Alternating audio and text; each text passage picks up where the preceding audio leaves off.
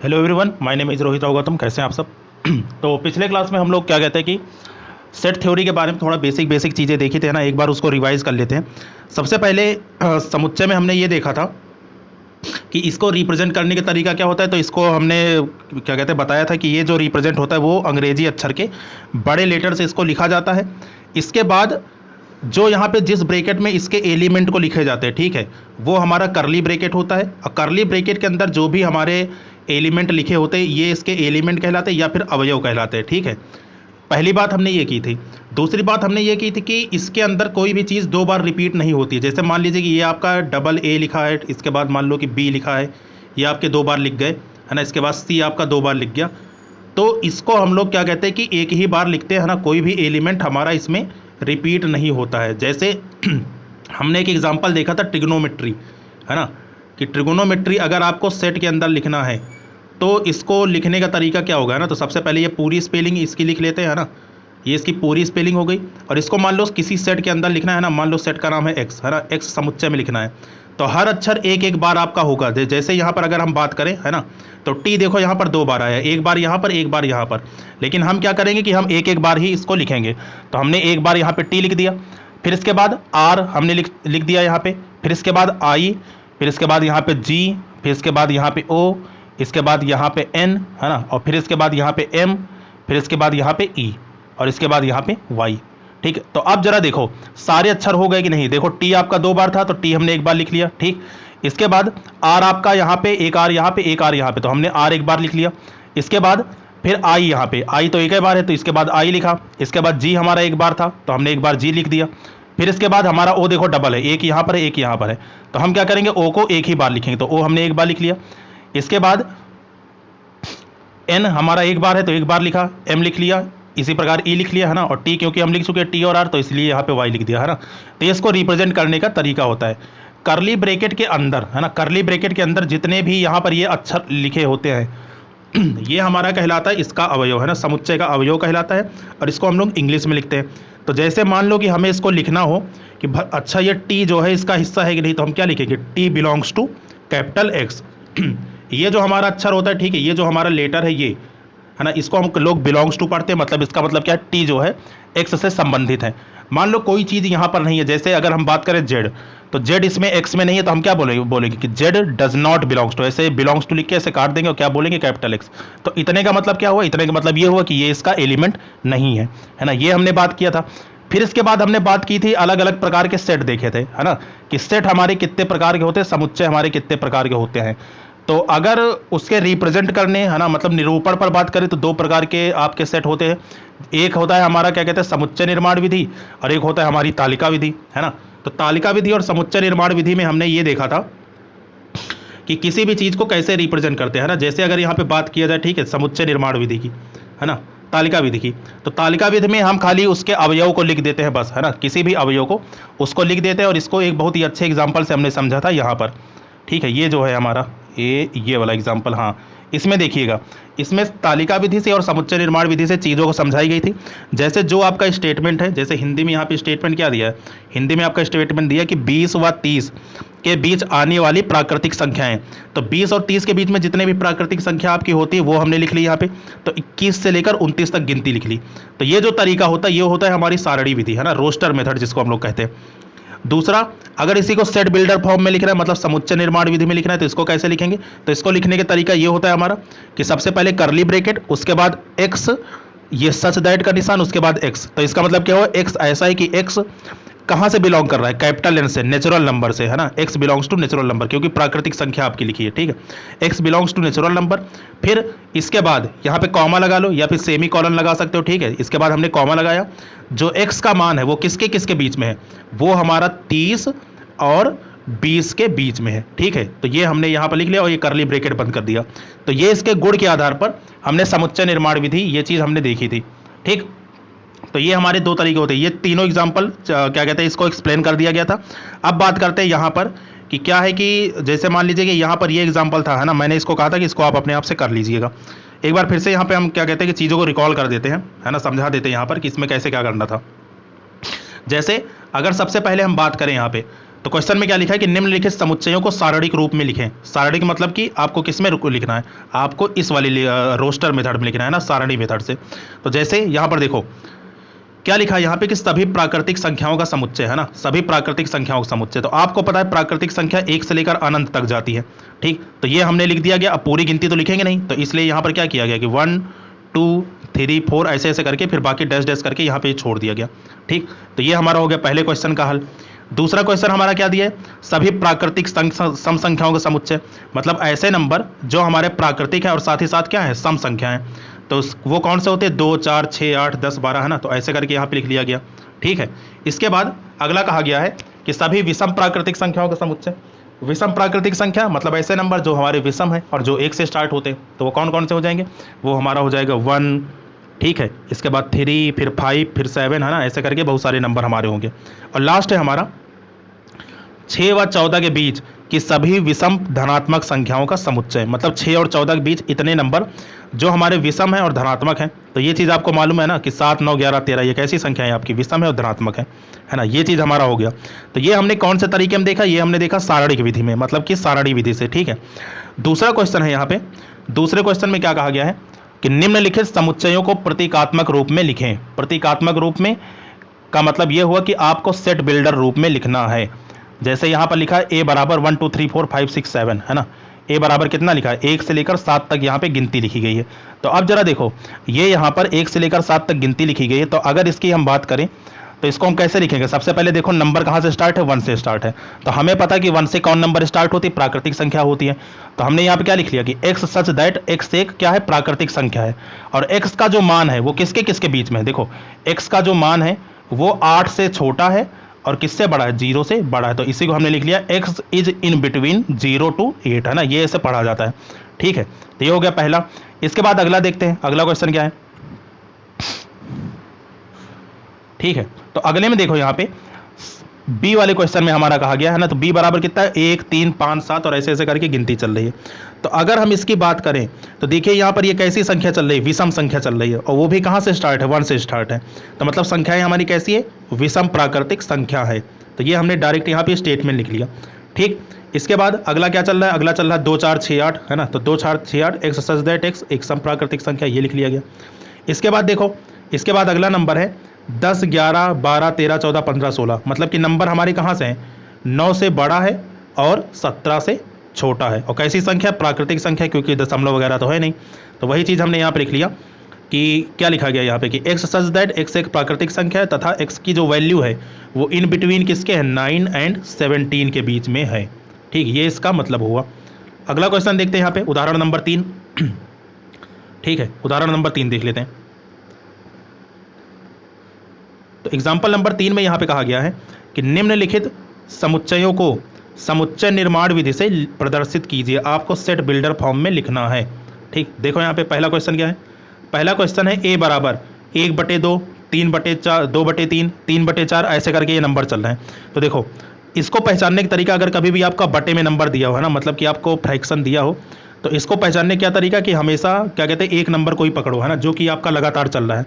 जैसे ऊपर देखे अगर हर में, तो हर में सॉरी अंश में क्या चल रहा है, 1 2 3 4 ऐसे ऐसे करके नंबर चल रहे हैं। तो मतलब ऊपर हम बोल सकते हैं कि ऊपर कौन सा नंबर चल रहा है, ऊपर तो आपका नेचुरल नंबर चल रहा है, ठीक। अच्छा नीचे देखो, नीचे क्या चल रहा है, जब ऊपर 1 है तो नीचे कितना है, 2 है, ऊपर 2 है तो नीचे कितना है, 3 है, ऊपर 3 है तो नीचे कितना है, 4 है, और ऊपर 4 है तो नीचे कितना है, 5 है। इसी प्रकार आगे ऊपर 5 होगा तो नीचे कितना होगा, इससे 1 ज़्यादा होगा, 6। तो इसी प्रकार हम कह सकते हैं कि ऊपर अगर n है तो नीचे क्या होगा, n+1 होगा, ठीक। ये बात समझ में आई। अब n कौन है ये आपको बताना पड़ेगा है ना, कि n कौन है। तो आपको लिखना पड़ेगा कि n जो है वो बिलोंग कर रहा है कहाँ से, कैपिटल N से, ठीक। तो ये हमारा हो गया इसका शॉर्टकट रूप है ना, इसका शॉर्टकट रूप मतलब कि सेट बिल्डर फॉर्म। तो देखो यहाँ पे वही लिखा गया है कि x सच दैट x बराबर कह लो है ना, या फिर n/n+1 कह लो, ठीक। और n बिलोंग्स टू कहाँ है, कैपिटल N है। ये वाली लाइन आपको जरूर लिखनी पड़ेगी, ये जो लास्ट में आपका लिखा है n belongs to capital N, ये चीज़ आपको जरूर लिखना पड़ेगा, ठीक है, ये वाली लाइन। तो ये हो गया हमारा, ठीक है। चलिए एग्जाम्पल नंबर 2। तो एग्जाम्पल नंबर 2 में क्या कह रहे हैं है ना, यहाँ पर ये कहा जा रहा है कि b बराबर आपका दिया 1 2 3 4 5 है ना, 1 2 3 ऐसे करके नंबर आपके चल रहे हैं, ठीक। तो सबसे पहले हम क्या करेंगे, सबसे पहले ऊपर वाला नंबर पकड़ेंगे। तो ऊपर वाले नंबर में अगर हम देखें ध्यान से, ठीक, पहले इसको रफ कर देते हैं। है ना। हाँ, यहाँ पर देखिएगा, तो ऊपर वाले नंबर की अगर बात करें तो ऊपर हमारा क्या चल रहा है, ऊपर चल रहा है 1, इसके बाद चल रहा है 2, इसके बाद 3, इसके बाद अगला चलेगा 4 और इसके बाद अगला क्या चलेगा 5। ठीक, नीचे क्या चल रहा है, जब ऊपर 1 है तो नीचे कितना है 2 है, अभी नहीं पता चल रहा है नीचे कौन सा पैटर्न है। फिर ऊपर 2 होने पर नीचे कितना है, ऊपर जब 2 है तो नीचे कितना है हमारा 5 है। ठीक, ऊपर 2 होने पर नीचे क्या है हमारा 5 है। ठीक, उसके बाद देखते हैं जब ऊपर 3 है तो नीचे कितना है 10 है। तो अब जरा देखो वैल्यू यहाँ पर क्या कहते हैं कि अलग अलग चल रही है। जब 1 था तो 2, तो यहाँ पे समझ में आ रहा है कि शायद डबल हुआ होगा, लेकिन जब 2 को देखते हैं तो नीचे क्या है हमें 5 दिख रहा है ना।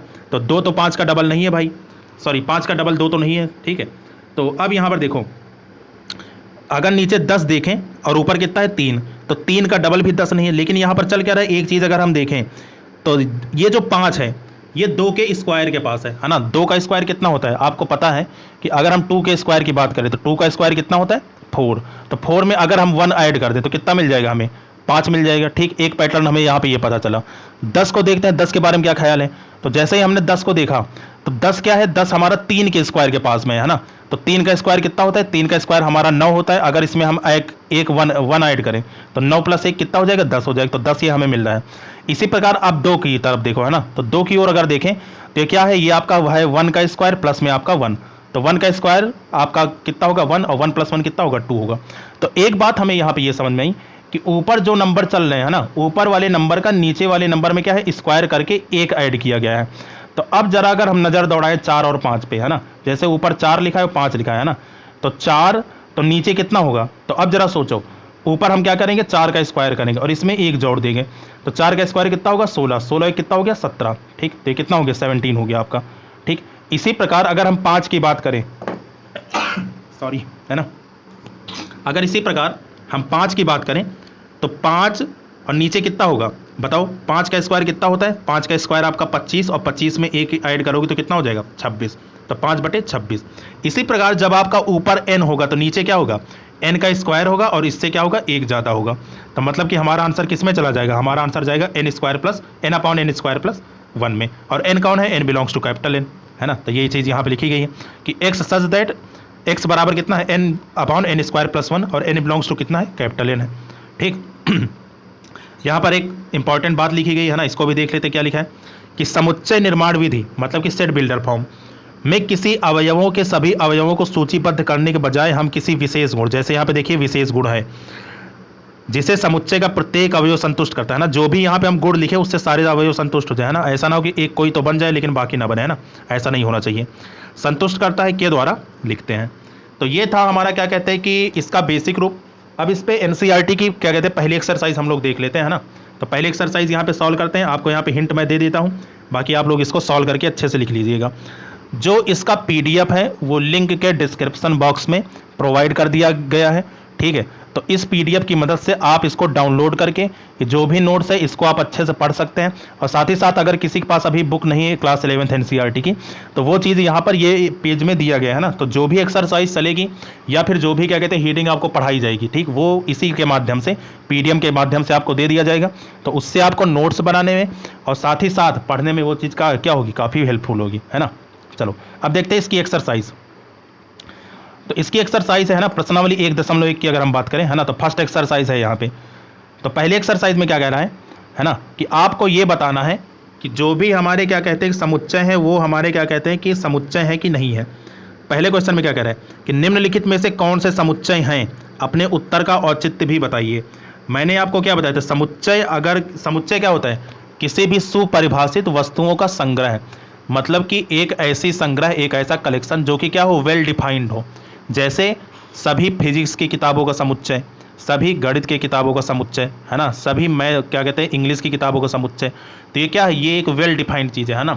इसी प्रकार क्लास 11th के सभी लड़कियों के मतलब कि लड़कियों का समुच्चय, ठीक है, जितने भी गर्ल्स हैं ऐसे कह लो, या फिर स्कूल के सभी बॉयज़ का समुच्चय। तो ये क्या है, ये आपका वेल डिफाइंड है। तो जो चीज़ आपका वेल डिफाइंड होता है मतलब कि सुपरिभाषित जो है, उसी को हम लोग क्या बोलते हैं, उसी को हम लोग सेट बोलते हैं, समुच्चय बोलते हैं। तो यहाँ पर देखते हैं कि कौन कौन सा समुच्चय होगा, कौन कौन से नहीं होगा। खाली आपको ये आइडेंटिफाई करना है बस, है ना। तो देखो पहला है कि जे से प्रारंभ होने वाले वर्ष के सभी महीनों का संग्रह। तो अब जरा देखो जे से कौन कौन से आपके चालू होते हैं। जे से आपका जनवरी आपका होता है, ठीक है, फिर जे से क्या होता है, फरवरी नहीं होता, मार्च नहीं होता, अप्रैल नहीं होता, मई नहीं होता, जे से इसके बाद जून होता है, ठीक। इसके बाद जे से आपका जुलाई आता है ना, और भी कुछ आता है। जुलाई के बाद अगस्त, ए से है सितंबर, अक्टूबर, नवंबर, दिसंबर। तो देखो यहाँ पे 3 है ना, करली ब्रैकेट में लिख रहा है, करली ब्रैकेट में, ठीक। तो यहाँ पे देखो 3 है, और 3 क्या है, एक सुपरिभाषित है ना, कि मतलब कि ये क्या है कि इसको हम लोग लिख सकते हैं। तो मतलब ये क्या है, ये आपका समुच्चय है ना। तो हम लोग क्या लिखेंगे, ये समुच्चय आपका है। तो जो समुच्चय रहेगा उसके आगे मैं टिक कर दूंगा, है ना। तो पहला वाला हमारा समुच्चय निकला, तो मतलब ये आपका है, ठीक। बात करते हैं क्वेश्चन नंबर 2 की। क्वेश्चन नंबर 2 में आपका क्या कहा गया है ना। ये मैं इधर समझाते जाता हूँ, ठीक, और इधर मैं इसको एक्सप्लेन करते जाता हूँ, इधर देखना आप ध्यान से। क्वेश्चन नंबर 2 कह रहा है कि भारत के 10 सबसे अधिक प्रतिभाशाली लेखकों का संग्रह। तो अब लेखकों का संग्रह, ठीक है, ये चीज तो चलो ठीक है, लेखकों का संग्रह तो हो सकता है ना, लेकिन कुछ और दिया होता तो। अब यहां पर क्या दिया गया, सबसे अधिक प्रतिभाशाली। तो प्रतिभाशाली हम किस आधार पे कहेंगे, है ना, हमें आधार नहीं पता उसका।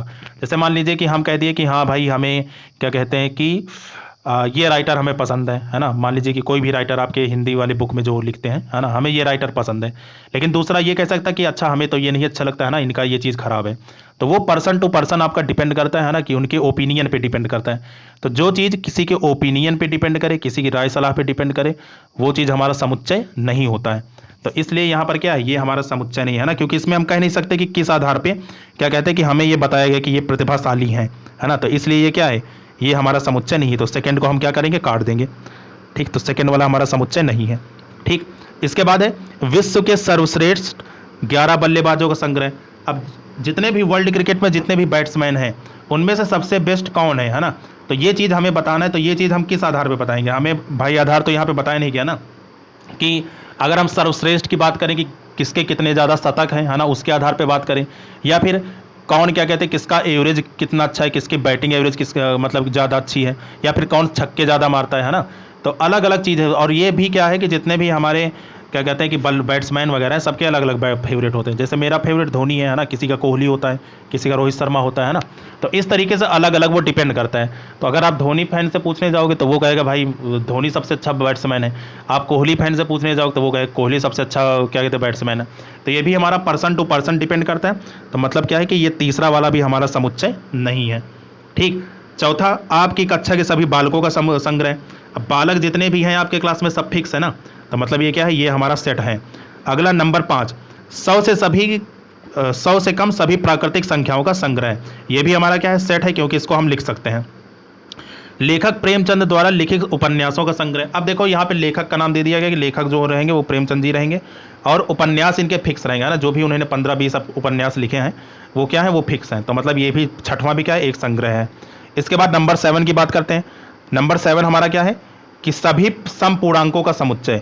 जितने भी दुनिया में समपूर्णांक हैं, है ना, 2, 4, 6, 8, 10, 12, 14, है ना, ऐसे करके समपूर्णांकों का समुच्चय। तो ये भी क्या है हमारा, ये भी हमारा सेट होगा। अगला, इस अध्याय में आने वाले सभी प्रश्नों का संग्रह। ये भी हमारा है, क्योंकि ये हमारे फिक्स हैं कि 15-20 क्वेश्चन जो भी हो। नेक्स्ट है विश्व के सबसे अधिक खतरनाक जानवरों का संग्रह। फिर से यहाँ पे देखो डाउटफुल मामला आ गया। खतरनाक किस मामले में, है ना, किसको आप खतरनाक कहेंगे। आप सांप की बात कर रहे हैं, या फिर आप क्या कहते हैं कि शेर वगैरह की बात कर रहे हैं, है ना। किसके आधार पे आप कह रहे हैं, उसके जहर के आधार पे कह रहे हैं, या फिर किसी और के आधार पे कह रहे हैं। तो इसको भी हम लोग क्लासीफाई नहीं कर सकते। तो एक हमारा क्या होगा, ये हमारा समुच्चय नहीं है। तो मतलब कि 9th हमारा समुच्चय नहीं होगा। चलिए क्वेश्चन नंबर 2 है आपका। क्वेश्चन नंबर 2 में क्या कह रहा है कि मान लीजिए कि a बराबर 1, 2, 3, 4, 5, 6 दिया है। निम्नलिखित स्थानों में ये बिलोंग्स टू लिखा है ना। ये आपका जो लिखा है, ये आपका लिखा है बिलोंग्स टू, और ये जो आपका लिखा है, ये लिखा है आपका डज नॉट बिलोंग्स टू, ठीक है। भरिए, मतलब कौन सा अवयव है और कौन सा अवयव नहीं, वो हमें भरना है। तो क्या लिखा 5, यहाँ पे खाली स्थान, फिर इसके बाद क्या लिखा है, ए।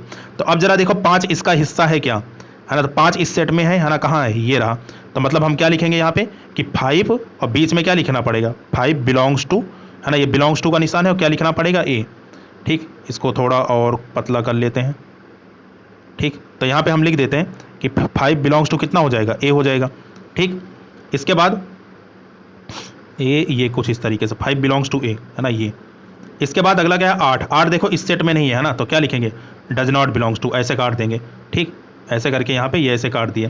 इसके बाद 0 भी नहीं है, तो 0 डज नॉट बिलोंग्स टू, ये भी कट जाएगा। इसके बाद 4 देखो यहाँ पे सेट है, तो यहाँ पे बिलोंग्स टू 2, ये भी आपका बिलोंग्स टू। और इसके बाद 10 नहीं है, तो 10 क्या हो जाएगा, डज नॉट बिलोंग्स टू, ठीक। तो ये हमारा हो गया, है ना। तो यही इसी में खाली अगर उसका हिस्सा है, अवयव है, तो आपको ये निशान लिखना है, अवयव है तो ये निशान, और अवयव नहीं है तो ये निशान। ठीक, ये निशान आपको लगाने पड़ेंगे।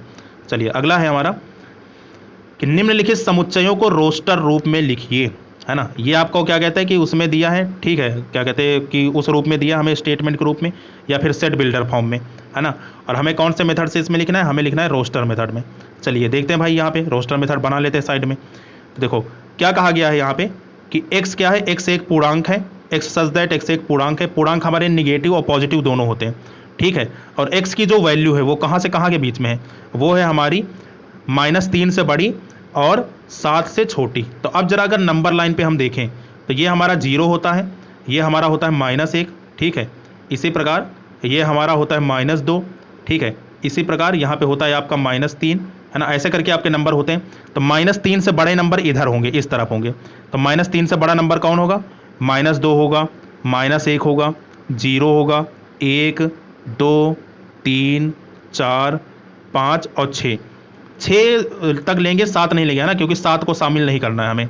तो मतलब इसका आंसर क्या आ जाएगा, इसका आंसर हमारा ये रहा -2, -1, 0, 1, 2, 3, 4, 5, 6, है ना। वीडियो रोक के क्या कहते हैं क्वेश्चन साइड बाय साइड करते रहना, क्योंकि ये हो सकता है कि अभी मिटाना पड़े मुझे, है ना। इसके बाद अगला देखते हैं, नेक्स्ट है। नेक्स्ट हमारा क्या कह रहा है कि x सच दैट x 6 से कम एक प्राकृतिक संख्या। तो आपको पता है कि प्राकृतिक संख्या कहाँ से स्टार्ट होती है, प्राकृतिक संख्या जो हमारी स्टार्ट होती है वो स्टार्ट होती है हमारी 1 से। तो ऐसे नंबर जो 6 से कम है, तो 1, 2, 3, ये 4 और ये आपका 5। तो इसका आंसर हमारा ये हो गया, ठीक। इसके बाद नंबर सी है हमारा, x सच दैट x 2 अंकों की ऐसी संख्या, कि ऐसी प्राकृतिक संख्या जिनके अंकों का योगफल क्या है, 8 है। तो 2 अंकों की ऐसी संख्या हो कि जिनके अंकों का योगफल क्या हो, 8 हो, और वो क्या हो, प्राकृतिक संख्या हो, ठीक। तो कौन कौन से नंबर होंगे, सोचो जरा। सबसे पहले आपका सबसे छोटा है ना, सबसे छोटे से स्टार्ट करते हैं। तो एक तो हमारा हो जाएगा 44, है ना। 4 और 4 कितने हो जाएंगे, 8, पहला नंबर हमारा ये हो गया। दूसरा इससे छोटा क्या होगा, इससे छोटा एक 35 भी होगा, है ना। सबसे पहले 35, तो सबसे पहले 35 ये हमने लिख लिया, ठीक। एक नंबर हमारा ये हो गया। 35 से बड़ा 44, दूसरा नंबर हमारा ये हो गया। 44 से बड़ा इसका उल्टा 53, है ना, हमारा ये हो गया। अरे एक और था, है ना, वो लिखना भी भूल गए, ये यहाँ पे लिखते हैं इसके आगे, ठीक। तो एक हमारा 26 भी होगा, ठीक है। ये यहाँ पर इसको मैं लिख देता हूँ थोड़ा मिटा के, ठीक। यहाँ पर देखिएगा, तो एक हमारा जो होता है वो हमारा 26 भी होता है, क्योंकि 26 में 6 और 2 मिलके कितना बनेंगे, 8। और इधर 35, 3, 5, 8, 4, 4, 8, 5, 3, 8, है ना। और इसके बाद 26 का उल्टा क्या होगा, 26 का उल्टा 62। और कोई नंबर होंगे, सोचो जरा, है ना, कि जिसको जोड़ने पर 8 आए और जो प्राकृतिक संख्या हो। मेरे ख्याल से तो इतना ही है, अगर आप लोग के पास कोई हो तो लिख लेना भाई, है ना। तो ये हमारा हो गया। चलो इसके बाद क्या है, इसके बाद अगला है कि x सच दैट x एक अभाज्य संख्या है जो संख्या 60 की भाजक है।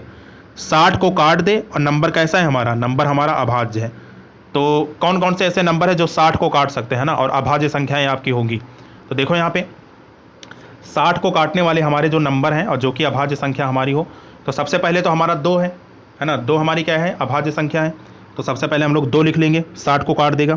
इसके बाद 3 भी 60 को काट देता है, 5 भी काट सकता है ना, 2, 3, 5 आपका ये हो गया। इसके बाद 6 तो हमारी संख्या नहीं है ना, 7, 8, 9, 10, है ना। इसके बाद 15 की बात करें तो 15 भी 60 को काट सकता है ना। पहले 60 के इधर गुणनखंड कर लो ताकि और अच्छे से आपको क्लियर हो जाए। तो 60 को हमने अभाज्य गुणनखंड से यहाँ टुकड़े टुकड़े किए तो कितना आया, 30 आया, ठीक है। फिर इसके बाद 2 से काटे तो कितना आया यहाँ पे, 15 आया। फिर इसके बाद हमने 3 से काटा तो कितना आया यहाँ पे, 5 आया। और फिर इसके बाद 5 से काटा तो कितना आया, 1 आया। तो मतलब हमारे कौन से नंबर है, हमारे नंबर है खाली ये 2, 3 और 5। तो मतलब कि ये हमारा क्या हो गया, ये हमारा 2, 3, 5 हो गया, ठीक। बस इतना ही होगा, ठीक। तो ये हमने इसको लिख लिया, है ना। इसके बाद आपका क्वेश्चन नंबर ई है, ई ट्रिग्नोमेट्री, है ना। ट्रिग्नोमेट्री ये करवा चुके हैं, ये आप अपने आप से कर लेना, ठीक। ट्रिग्नोमेट्री आप कर लेना अपने आप से। इसके बाद बेटर, तो बेटर वाला जब हम इसको सॉल्व करेंगे तो बेटर में आपको बताया गया था सारे अक्षर एक बार ही लेने हैं। तो हमने बी एक बार लिख लिया, इसके बाद ई लिख लिया, इसके बाद टी लिख लिया और इसके बाद आर लिख लिया। और कोई नंबर तो यहाँ पे है नहीं, तो ये हो जाएगा इसका आंसर, ठीक। तो ये हमारा हो चुका क्वेश्चन। चलिए अगला देखते हैं, नेक्स्ट हमारा क्या है। तो नेक्स्ट क्वेश्चन की अगर हम बात करें तो नेक्स्ट कुछ है, हाँ भाई बहुत सारे क्वेश्चन है ना। तो यहाँ पर अगला जो है, चलिए देखते हैं जहाँ तक हो पाता है ना, नहीं तो इसको बाकी अगले लेक्चर में सॉल्व करेंगे अगर पॉसिबल हुआ तो। नेक्स्ट है हमारा कह रहा है कि निम्नलिखित समुच्चयों को समुच्चय निर्माण विधि में लिखिए, सेट बिल्डर फॉर्म में लिखिए। साइड में मैं सॉल्व करते चला जाता हूँ, है ना। तो चौथे का पहला है यहाँ पे, ठीक है, ये यहाँ पे जगह काफ़ी बची है, ठीक है। तो यहाँ पे मैं लिख लेता हूँ, ठीक, थोड़ा कलर वलर चेंज करके स्टाइलिश रूप में लिखते हैं ना। तो ये फोर्थ का फर्स्ट पार्ट है ना, यही इसकी बात खासियत है ना, यही क्या कहते हैं, इसमें कलर वगैरह चेंज कर सकते हो, है ना, बहुत बढ़िया लिखता है लिखने में।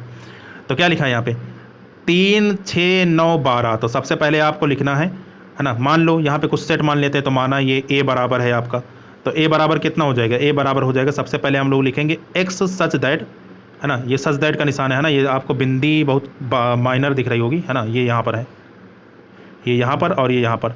तो एक्स सच दैट एक्स, है ना। अब देखो यहाँ पे क्या चल रहा है, 3 6 9 12, तो 3 का पहाड़ा चल रहा है, तो लिख देंगे यहाँ पे एक्स सच दैट एक्स बराबर कितना हो गया, 3n। n की वैल्यू कहाँ से कहाँ के बीच में, n belongs to capital n है, क्योंकि n आपका नेचुरल नंबर है, ये सबसे पहले ये आपको लिखना पड़ेगा, और फिर लिखना पड़ेगा कि n का मान कहाँ से कहाँ तक हमने लिया है। तो जो हमने n का मान लिया, ठीक है, तो n का मान हमने लिया है कहाँ से कहाँ के बीच में, तो 1 से स्टार्ट किया है हमने, तो मतलब कि यहाँ पे इक्वल टू लगा देते हैं, एक, क्योंकि एक यहाँ पे शामिल है ना, तो जब एक शामिल होगा तो यहाँ पे इक्वल टू नीचे लगेगा। तो 1 से बड़ा या बराबर, और किससे छोटा, 4 से छोटा, है ना, तो लेस देन 4। तो मतलब कि हमारा आंसर क्या हो गया, एक्स सच दैट एक्स बराबर 3n, n belongs to n, मतलब नेचुरल नंबर से, और n की वैल्यू कहाँ है, 1 से 4 के बीच में। तो जब n का मान 1 रखोगे तो 3 का नाम 3, 2 रखोगे तो 3 दूनी 6, 3 रखोगे तो 3 त्रिक 9, और 4 रखोगे तो 3 चौक 12। खाली आपको ये बात यहाँ पे ध्यान रखनी है कि यहाँ पर हमने इक्वल टू को शामिल कर रखा है ना, ये बात समझ में आई। इक्वल टू यहाँ पर देखिए ये चीज़ है हमारा, तो यहाँ पर ये जो है ना, ये इसका निशान, ये किसका निशान है, इक्वल का निशान है, ठीक। तो जब शामिल करते तब इक्वल का निशान होता है, नहीं तो नहीं होता, है ना। ये हो गया हमारा। चलिए इसके बाद नेक्स्ट देखते हैं, है ना, अगला है जो, तो अगला क्वेश्चन है हमारा 2 4 8 16 32।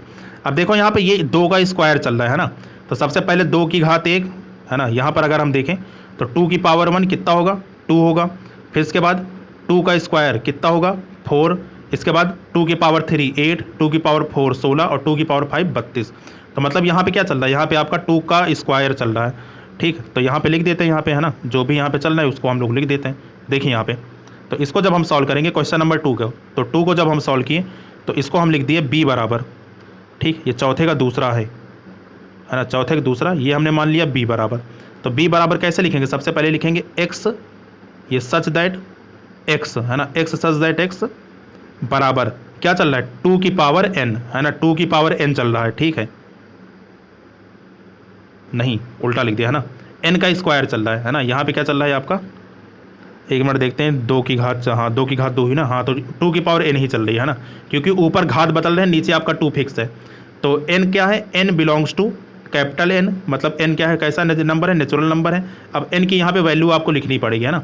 तो n का मान किसके किसके बीच में है, n की जो वैल्यू है वो है आपकी, देखो कहाँ से स्टार्ट है, ये आपका स्टार्ट है 1 से, है ना, तो 2 की घात 1 आपका इसीलिए 2 हुआ है, और कहाँ तक गया है, 5 तक गया है, ठीक। तो 2 की घात 5 कितना हुआ, 32 हुआ है। तो अब जरा सोचो यहाँ पे, जब आप यहाँ पे 1 रखेंगे तो 2 की घात 1 कितनी होगी, 2 होगी। फिर n बराबर 2 रखोगे तो 2 की घात 2 4, इसी प्रकार 3 रखने पर 8, 4 रखने पर 16, और 5 रखने पर 32, ठीक। ये आपका इस प्रकार से होगा। इसके बाद बात करते हैं नंबर c की, तो c मतलब कि इसका थर्ड पार्ट, है ना, थर्ड पार्ट में यहाँ पे दिया गया है 5 का, देखो आपकी बार दिया गया है ना, तो यहाँ पे क्या लिखेंगे, इसको मान लेते हैं c बराबर। तो c बराबर हमारा दिया है x सच दैट x बराबर, ठीक है, x सच दैट x बराबर क्या दिया, 5 की घात चल रही है, देखो 5 की घात 1, यहाँ पर देखेंगे तो ये आपका है 5 की घात 1, ये आपका 5 का स्क्वायर, 5 की क्यूब, 5 की पावर 4। तो आपकी बार चल रहा है 5 की पावर n, ठीक है। n के बारे में लिख देते हैं, तो n कहाँ से कहाँ के बीच में है, तो आपका सबसे पहले लिखेंगे n है कौन, n belongs to capital n, और जो n की वैल्यू है ना, जो हमारा n की वैल्यू है वो किसके किसके बीच में है ना। तो देखो जो हमारा n स्टार्ट है वो 4 तक गया है ना, अधिक से अधिक, मतलब कि 4 से छोटा या बराबर, और किससे, 1 से बड़ा, ठीक। तो ये हमारा हो गया, है ना। इसके बाद देख लेते हैं चौथा और पांचवा। चौथा और पांचवा में आपको यहाँ पर ये फोर्थ और फिफ्थ, मतलब ये फोर्थ वाला फिफ्थ वाला होमवर्क के लिए छोड़ रहा हूँ, बाकी ये 2 क्वेश्चन आपको होमवर्क के लिए क्या कहते हैं दिया जा रहा है, इसको हम बाकी नेक्स्ट लेक्चर में एक्सप्लेन करेंगे, ठीक है। तो इसको आप लोग अच्छे से क्या कहते हैं लिख लीजिएगा, और बाकी इसका रिवीजन वगैरह कर लीजिएगा। जो क्वेश्चन यहाँ होमवर्क दिया है उसको करने की कोशिश करिएगा। अगर हो जाता है तो ठीक है, नहीं तो बाकी अगले क्लास में तो इसको एक्सप्लेन किया जाएगा। ठीक, तो तब तक के लिए इतना ही रखते हैं, है ना। बाकी मिलते हैं नेक्स्ट लेक्चर में। Thank you so much.